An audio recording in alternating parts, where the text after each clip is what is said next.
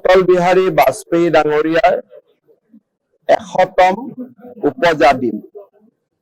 এই দিনটোক কৃতজ্ঞ ভাৰতবাসীয়ে সুশাসন দিৱস বা গুড গভৰ্নেন্স ডে হিচাপে পালন কৰে। মই সমূহ অসমবাসীৰ হৈ অসমলৈ আগবঢ়োৱা সমুদ্ৰ সদৃশ অৱদানৰ বাবে ভাৰত ৰত্ন অটল বিহাৰী বাজপেয়ী ডাঙৰীয়ালৈ আকৌ এবাৰ গভীৰ শ্ৰদ্ধাঞ্জলি নিবেদন কৰিছো। অটল বিহাৰী বাজপেয়ী ডাঙৰীয়াৰ এই শতবৰ্ষ উপজা শতবৰ্ষ ভাৰতীয় জনতা পাৰ্টীয়ে গোটেই বছৰ জুৰি পালন কৰিব। সুশাসনৰ বৰ্ষ হিচাপে ভাৰতীয় জনতা পাৰ্টীয়ে সুশাসনৰ এক স্তম্ভ আমাৰ ৰাজ্যখনত নিৰ্মাণ কৰাৰ বাবে প্ৰচেষ্টা কৰিব। পুনৰ এবাৰ মই ভাৰত ৰত্ন অটল বিহাৰী বাজপেয়ী ডাঙৰীয়াৰ প্ৰতি গভীৰ শ্ৰদ্ধাঞ্জলি আৰু অসমবাসীৰ কৃতজ্ঞতা প্ৰকাশ কৰিছো। আজি আমি অটল বিহাৰী বাজপেয়ী ডাঙৰীয়াৰ এটা আবক্ষ প্ৰতিমূৰ্তিও খন্তেক সময় পিছতে অটল উদ্যানত আমি উদ্বোধন কৰিম। মই ৰাইজক এই অনুষ্ঠানতো সহযোগিতাৰ বাবে আহ্বান জনাইছো।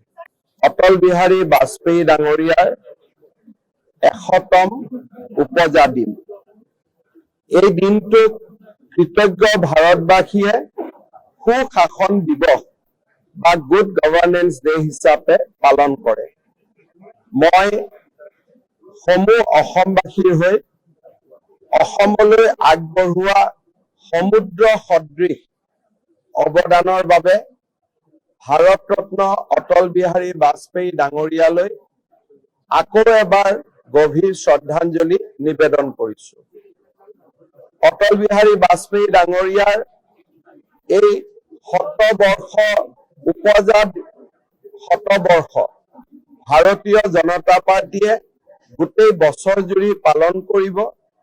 সুশাসনৰ বৰ্ষ হিচাপে ভাৰতীয় জনতা পাৰ্টীয়ে সুশাসনৰ এক স্তম্ভ আমাৰ ৰাজ্যখনত নিৰ্মাণ কৰাৰ বাবে প্ৰচেষ্টা কৰিব।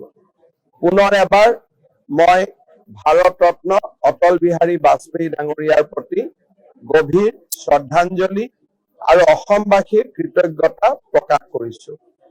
আজি আমি অটল বিহাৰী বাজপেয়ী ডাঙৰীয়াৰ এটা আবক্ষ প্ৰতিমূৰ্তিও খন্তেক সময় পিছতে অটল উদ্যানত আমি উদ্বোধন কৰিম।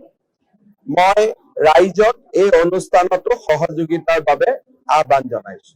যিকোনো খবৰৰ বাবে যোগাযোগ কৰক 7099017330 লগতে 7099017110 নম্বৰত।